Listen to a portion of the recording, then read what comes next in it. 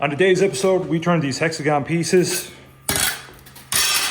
into this using one of these.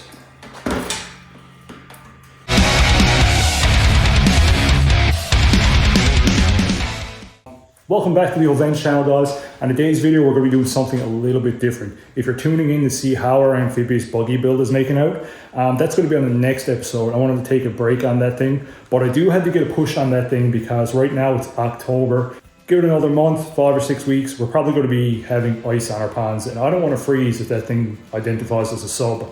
So what we're actually going to be doing today is doing something called hydroforming. It's something I've never tried before, and I've always wanted to try. And for our first attempt, I think it came out pretty good. I make a lot of ball-shaped fire pits in this orientation for customers. These are really great if you have like a corner lot with a fence or something like that. They don't take up much room and you can kind of design them however you want. But while I was making this one, I decided that I wanted to make a full enclosed piece and I wanted to put pressure to it to see how it would come out. And this is what we got.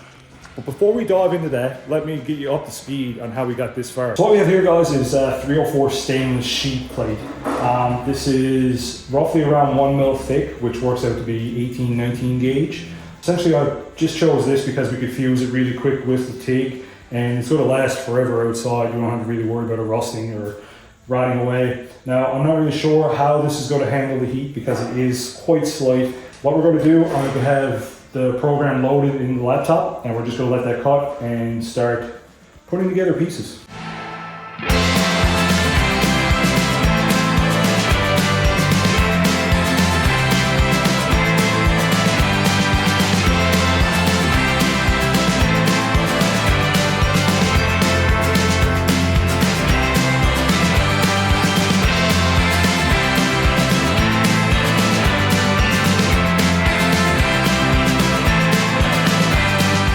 So we went ahead and cut all the pieces out. Now it doesn't look like much now, but this will actually form a 24 inch by 24 inch ball. And this is going to be our main structure that we're going to try hydroforming. That's our goal. I don't know if we're going to hit it. What I'll be using to tack all this together for now is just our MIG gun. Now this is a solid core wire that is used on carbon steel.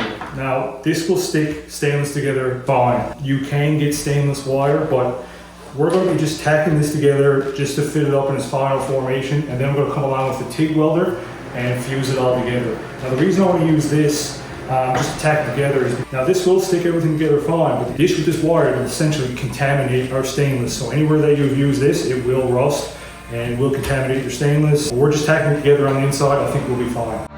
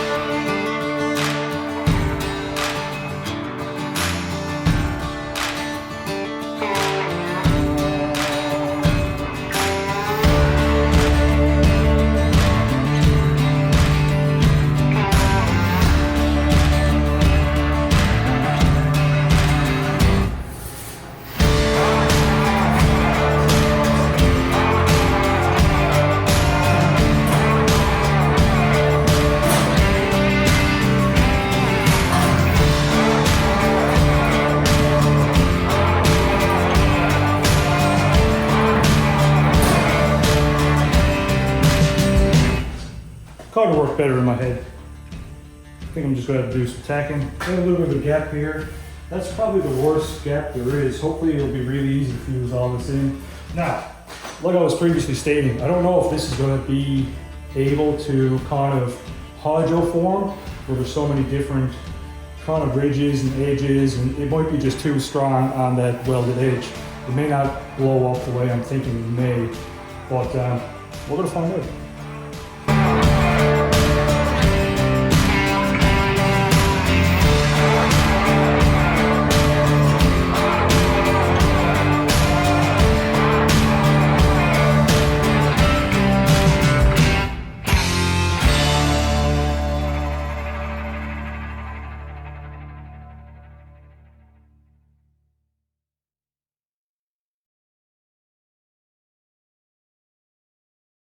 check this out. It kind of looks like a soccer ball or something. Now we have to come in here, put a hole in the center, but I'm not going to do that until it's all welded out. Now this stuff, like I say, is 1 mil thick. So that's roughly around 18 gauge, 19 gauge material. Pretty thin stuff, but I'm hoping with probably like a 1/16 tungsten, I can just come in here and fuse this fairly easily. Fingers crossed, hopefully. No, but that's on to the next step. Start just taking all this in, see if we can get this kind of welded out solid. 5 minutes later.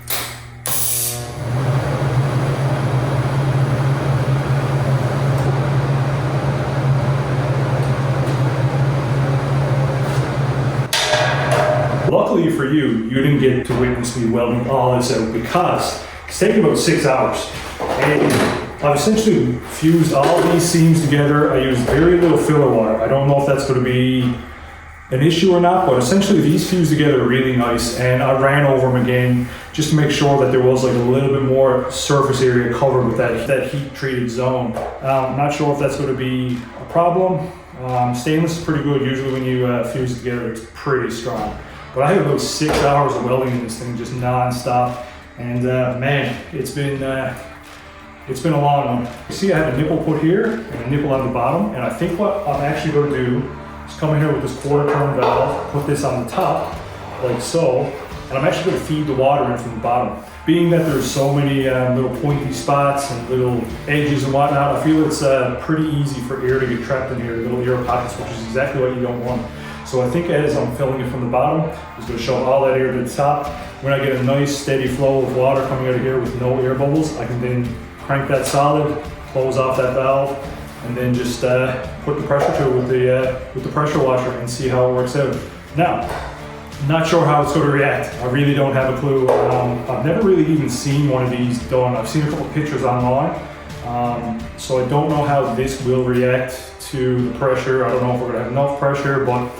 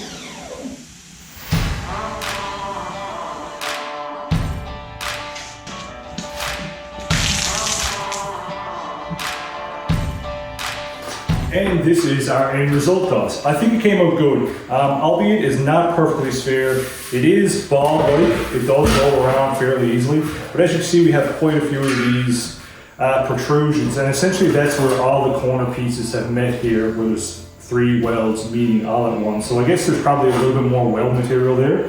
Now, maybe if you had more pressure, if you were able to obtain more pressure inside, maybe that would flatten out.